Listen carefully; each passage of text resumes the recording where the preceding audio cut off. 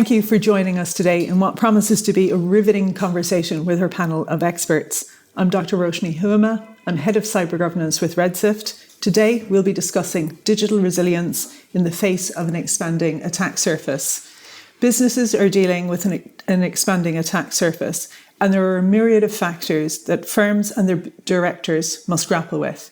In his book, Political Determinants of Corporate Governance, Professor Mark J. wrote, "Factories that fail to produce because of internal turmoil or external upheaval are less valuable than those that produce smoothly.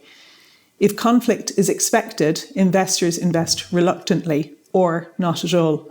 We can easily substitute the word factories for firms and have a clear-eyed view of investor concerns and the perils they face. We have seen the threat landscape expand since Professor Rowe wrote those words, to include cyber threats, and that surface is expanding. Building in a corporate defensive strategy is imperative if firms are to attract investors or simply to endure and withstand tougher market conditions. In the last few years, we've seen businesses confront considerable turmoil brought on by political factors at both a national and international level. Overlooking political factors means that we're unlikely to have a true grasp of the critical elements that firms are facing, leading to inefficiencies, increased costs, decreased productivity, and inability to pivot to new markets." Kieran Martin, as Professor with the School of Government at Oxford University, founding executive for the National Cybersecurity Centre and its first CEO, I'll ask you to frame for us the geopolitical cyber threat landscape and what that scene looks like for us. Thanks, Roche. The first thing to say is that our digital environment is fundamentally insecure. You look at what the people who designed and built the internet are now saying. As they get older, they're saying that really no one envisioned the reliance that our modern society would place on their creation, and therefore that they did not think about some of the security challenges. And actually the way the internet grew up, emphasizing connectivity, meant that it was hard to do that. So it's worth then looking at the actors who exploit this insecurity. It's also worth thinking about who isn't. There's all sorts of mythology, the invincible teenager in always his bedroom, bringing down national governments and so forth. That's not really how it works. We've talked about the threat from terrorist groups, and again, because they're mostly trying to avoid detection, they've struggled to master harmful cyber activity in the same way. So we're talking about two groups, organised criminals and nation states, who are doing the bulk of the harm. There are others, but they're doing the bulk of the harm. And here in the West, you can think about four nation states. You can think about China doing vast amounts of intellectual property theft, Iran and North Korea doing, if you like, political retaliation, North Korea with an added line in stealing cash to evade sanctions. And then there are two sources of harm that come from Russia, both the state and the criminal threat. So the Russian state has had a long history of intimidation, harassment, espionage against the West, long predating the invasion against Ukraine, disrupting and interfering with elections, disrupting critical infrastructure and so forth. But actually, in terms of businesses in our societies everywhere, one of the biggest threats emanating primarily, but not exclusively, from Russia is its harbouring of organised cybercrime. So if you take, for example, recent events in Australia, where you have a terrified population with a medical insurer that insures more than a third of the adult population, where data being published onto the dark web, the company having suffered a major data breach, the Australian Federal Police have said that has harboured criminality from within the Russian state. So there are a suite of actors, they're after different things, but they're all exploiting that fundamental digital insecurity that has built up over time. So, to Professor Martin's point on Russia and the threat it poses to the West, the intelligence communities were confident that Russia were going to invade. In fact, before Putin assembled his army along the Ukrainian border, the intelligence communities on both sides of the Atlantic provided credible warnings to governments. We see this again and again, the intelligence community providing trusted independent insights to governments and firms. In the US, we learned that SolarWinds ignored recommended password hygiene. Even MD Anderson, the Cancer Centre, ignored internal recommendations to roll out encryption on all devices. And in Europe, we watched horrified as HSE was held captive to a ransomware attack, but then learned later that they had ignored Interpol's warning about the problem and the route to mitigation. John, my question to you is, you're currently an angel investor at Talon Ventures, but you've spent much of your career as Chief Security and Trust Officer at Cisco. You had quite a task on your hands. How do you, as a leader with this enormous responsibility, begin to address these problems? I think the diagnostic of looking at somebody else's experience and then suggesting that I would know exactly what happened in any one of the examples you just gave is one I'm going to steer away from, because I know how hard it is to be in the operational leadership role, especially at something at scale. The simplest way that I've ever suggested that I approached our problems and our issues at Cisco was strategic. You basically lay out a period of time. You start to indicate what you can achieve in that period of time. You break it down into the steps that would cause the most effect, and then you go. Today's environment is even a little bit more dynamic than I was dealing with just a few years ago. And so the essence I would also suggest that we were good at but had to get great at was that speed at which we reacted to things that had changed that weren't in our control. Candidly, if you think about January versus February, so yes, the intelligence communities assessed the Ukraine, but in January there was not a discussion yet happening. Then you had a 30-day period, in essence, to go from one position to having to think about something new in a different way. That's exactly true in cyber. In cyber, there's a minute where everything's moving along, and then all of a sudden ransomware becomes the preemptive worry. Well, ransomware wasn't the preemptive worry, except in a very short period of time it became the primary worry. HSE as a good example. We had the same set of experiences. So as I was continually asked, well, what are you doing about X? In some cases, I literally had to say nothing. And it's because we had, frankly, a limited capacity to do a certain number of things well, get them done in the effective and instrumented way, and then could say, okay, after that, we're going to get to what you're worried about, but just know this. Honestly, we're not going to be able to do everything, because you can't. If we had ever tried to pull that off, honestly, it'd be a lot worse. And in my estimation, that's where we make a lot of mistakes in our own industry, is we worry about what could happen, and we start to opine about it quite a bit. And then we paralyze ourselves from doing things well. Examples of this are when you think about what is X, Y, or Z going to do next, nation states included.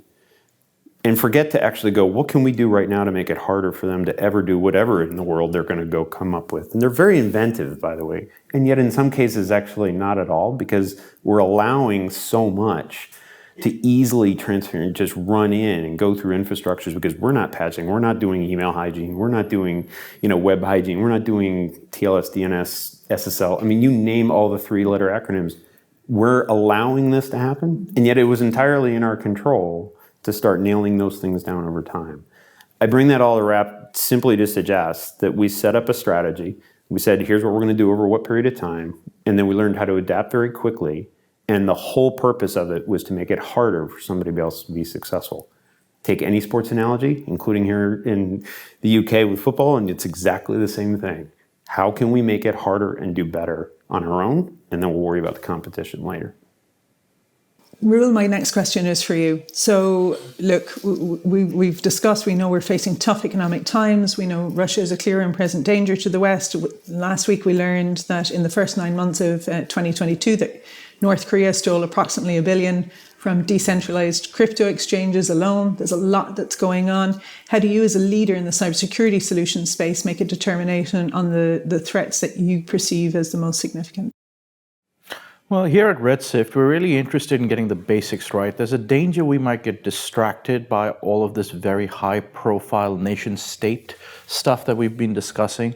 But the reality is, for average businesses, for want of a better word, the risks are a lot more prosaic. And the reason why it's so broadly felt is because while those risks are quite prosaic, we're not doing the basics right as an industry, really. We're focusing, to some extent, too much about the exotic stuff that may or may not hit us, but we're building that on a foundation of, I would argue, sand for the most part. When we look at the adoption of, the security protocols that exist today, they tend to be very poor. We know there's strong technical controls. We know that while they are not silver bullets and they will not fix every single type of attack that's out there, there's no good reason not to do them. But we haven't, as an industry, made it easy for people to understand what this is about, why it helps them, and make it easy and cost-effective to adopt and maintain that, however they choose to do that.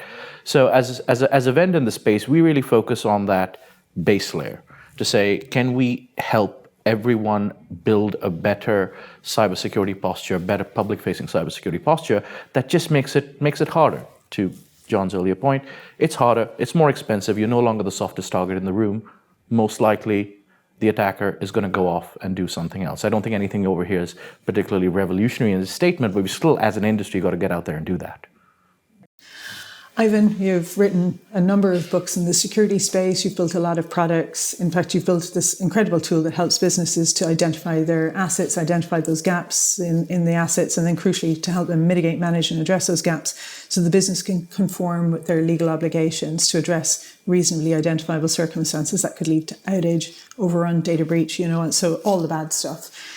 So your timing to deliver a solution looks like it's prescient in these tough times. So can you just talk us through your logic and how you came to the conclusion to build what you did when you did? Yes, well, I think you could take a view that there's always one crisis or another.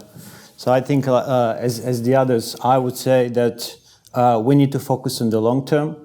And also, if you're persistent with an effort and you're persistent long enough, you're always going to be there to help others when there's a crisis. So I think we should, I would agree with the others, but we need to focus on the long term and the cyber hygiene and improving of our security posture, because the environment is going to be inherently hostile anyhow. It's not, I don't think it's ever going to get better.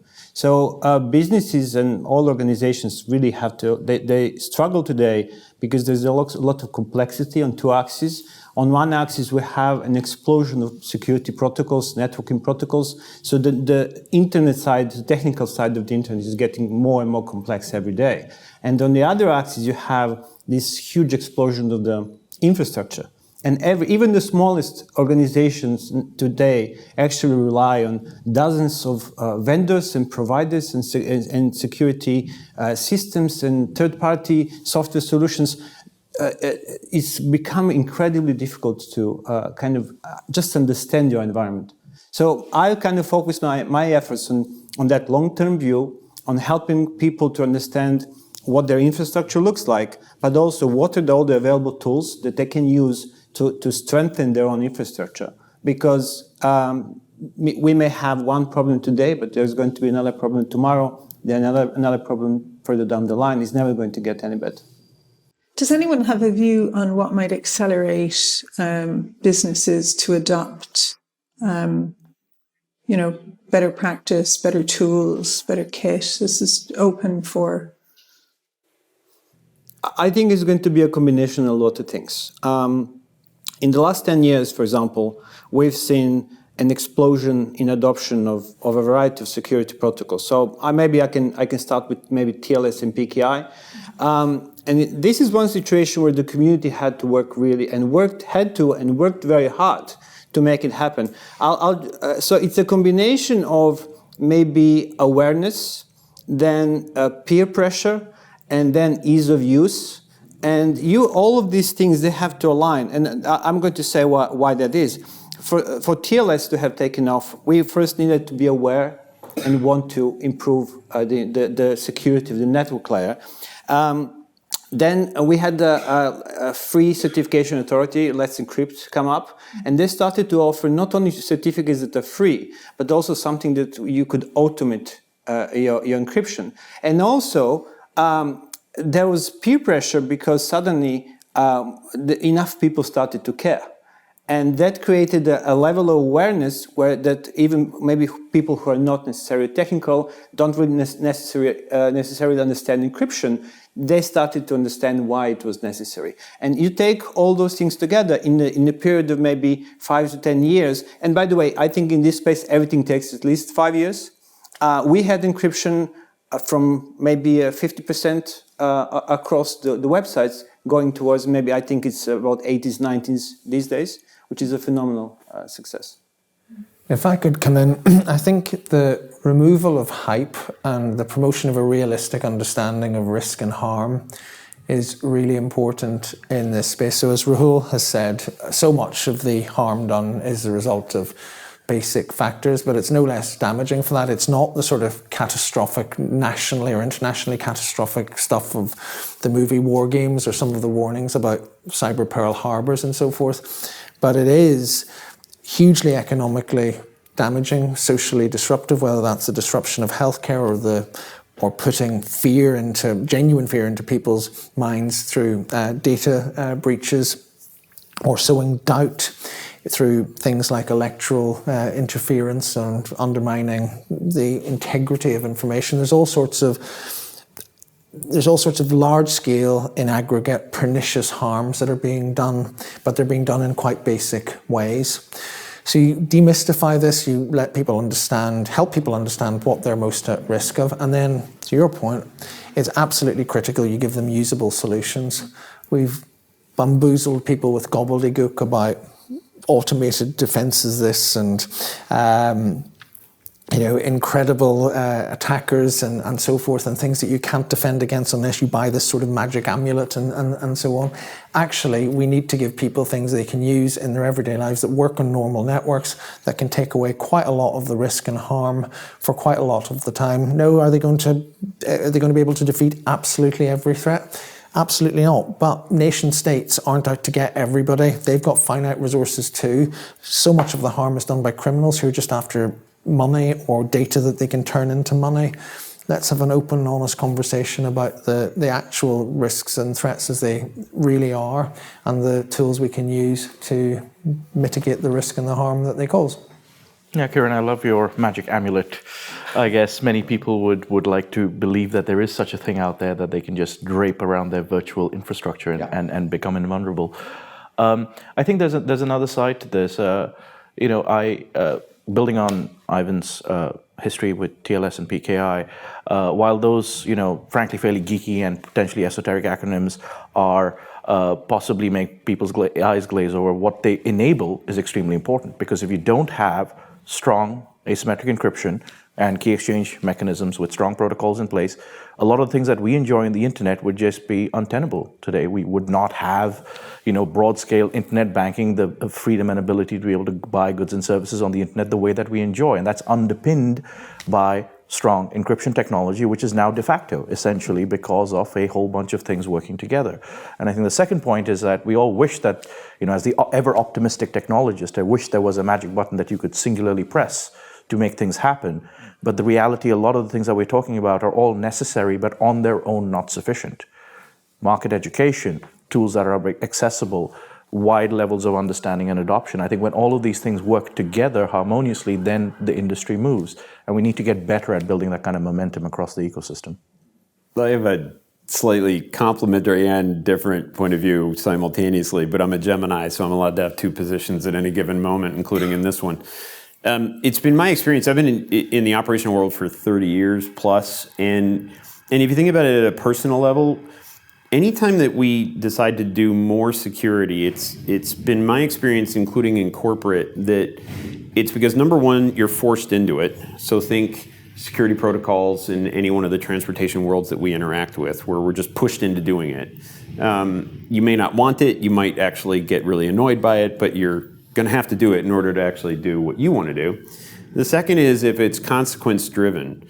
And in some cases, that's enterprises, businesses, corporations, governments being touched by an attack. In other cases, it's because if they were to be touched by an attack, the pain of that attack, had they not done anything, would be much bigger than if they had just done something. And in certainly other cases, the possibility of the attack consequences are so vast that they've intrinsically interpreted that they're going to move faster and keep up to pace. The third one, interestingly enough, is an emergent of education and spreading out of experience, because the centric world that has understood cyber is relatively small, even though we think of it as being big. It's not. It used to be in the hands of most sophisticated governments at most, and a few practitioners. Now the practitioner community is growing. Now there's generational practitioner communities that have all moved into businesses, organizations. In many cases, CISOs have moved between verticals, moved from company to company and the like. And so the spread of that understanding of what to do is actually growing.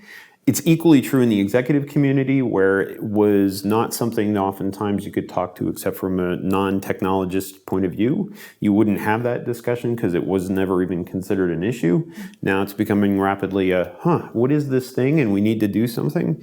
And that's a third bucket, underpinned, again, going back to the personal, if it's easy to use. When it's hard to use, it actually hits a big wall eventually. So yes, we all use keys in our doors because they're easy. We all use push buttons on our cars because they're easy. We all use security on many mobile phones because we don't even know it's there in many cases. Or we use Face ID because that's super easy. So we're learning, frankly, to go from, hey, this technology really fun thing, 3-letter acronyms included, to let's just have the user experience be so natural that it would be easily adopted, or it's not even known you're adopting it, you're just adopting it as a side effect. That accelerates, in my opinion, how we actually get this done. Yeah, that's exactly right. I just wanted to point to, I think there's a lot of flux right now because these technologies, they're all very mature.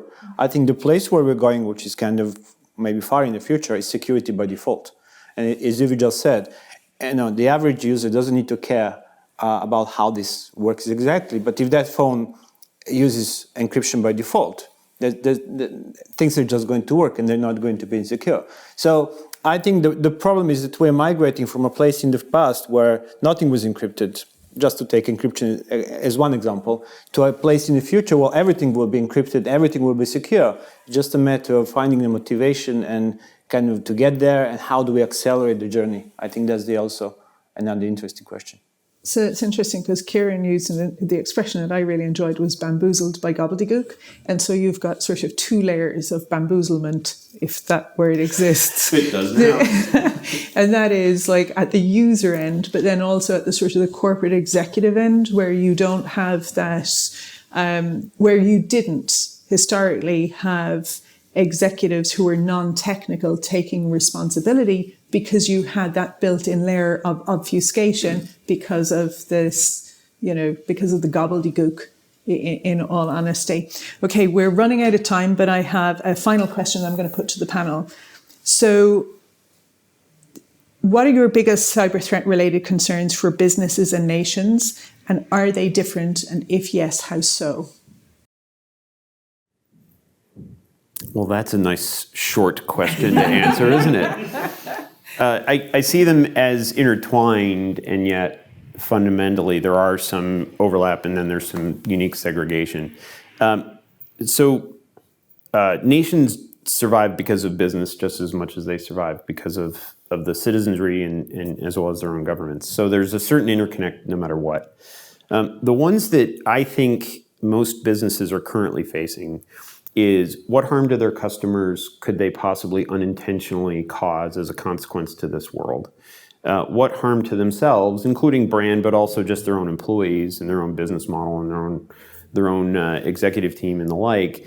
And then, of course, what future state could they cause harm where they lose the opportunity going forward so they're no longer a viable business as a result of any number of things. And we've seen each and every one of these happen. We've seen going to a business to hurt the customer, going to the business to hurt the business itself, and then going to the business to disrupt its success, and eventually the business goes away. Intertwined, though, with nations are facing a connected yet importantly different scenario, because there is a protect the human life citizenry, which, again, not to take away that there are still citizens that are using businesses to protect themselves. But they do have a national discussion that has to be driven towards protecting the people. And that's in a physical sense just as much as a logical sense. So that's how the charters are different, even though they're intertwined. My biggest fear for both is that this is a containment set of problems in almost every case. We're not going to unilaterally solve any of this. And I wish we could, but no more of a magic amulet, far less a universal solution, security by default. I don't sense we'll be able to solve this problem, so it's a contained problem. And my fundamental fear has always been and still will be that it doesn't stay contained enough and we start to move backwards versus forwards, because the good of the internet still predominantly is the reason it's here. And I just don't want to see that backtrack or recalcitrate into something or other that says it's actually more dangerous to move forward. Maybe I can take a philosophical view that security is not a problem to be solved, and I don't think we're ever going to solve it. Because if you look at something simpler, something we can all relate to is physical security. You're never absolutely secure. So in many ways, it's a balance between how much you care and how much effort you want to put in and what you get in return. And as such, I think in the cybersecurity space, the exactly same situation is playing out, where you have this equilibrium, hopefully, at some point, where people are becoming aware of security issues, but then maybe they're going to care more, and then once we get relative safety, they're going to care less, and then the security is going to get worse. So we can worry, but at the end of the day, I think it would be wiser to just accept that this is what our lives will be, because I mean, even though some people care a great deal on average, we just want to get on with their lives. And for as long as we are able to get on with our lives, I think security will be here and there. And then if we start to experience hardship in some form, we're going to enhance our security and work on it. And then we're going to forget about it again. And it's going to be a never-ending cycle. My philosophical answer would be that I would worry about where it falls between the national and the individual and corporate. So if you think of the digital world as an environment, which I think we should, particularly after the pandemic, we went to live and work there. It's full of pollutants. So a bit like the real physical environment, sometimes people have an incentive, either individually or commercially, to clean up stuff. Sometimes they don't, and it becomes a wider social harm. I think you've got the same problem with digital pollutants, so we need to try and focus on what we're going to do to clear up the digital environment. Yeah, I think John articulated my point slightly better than I did, which is that as a technologist, I'm excited about what technology can do for the world. And the internet is probably the single most enabling technology and the great leveler, as it were. However, if we move to a future state where security becomes the reason why people are not able to harvest that value in the same way that they can, let's say today or in some previous state, that would be a very sad thing to happen. And personally, as a technologist who's very optimistic about the potential for this to be transformative to the society that we live in, that would be a very sad thing for me personally. So I think our role in trying to make the internet a safer place is not fundamentally just so that we can sell more security. I think it's so that we can enable technology to have the biggest impact on people's lives. I think that's a fantastic place to end. Gentlemen, thank you so much for your time. We look forward to seeing you again.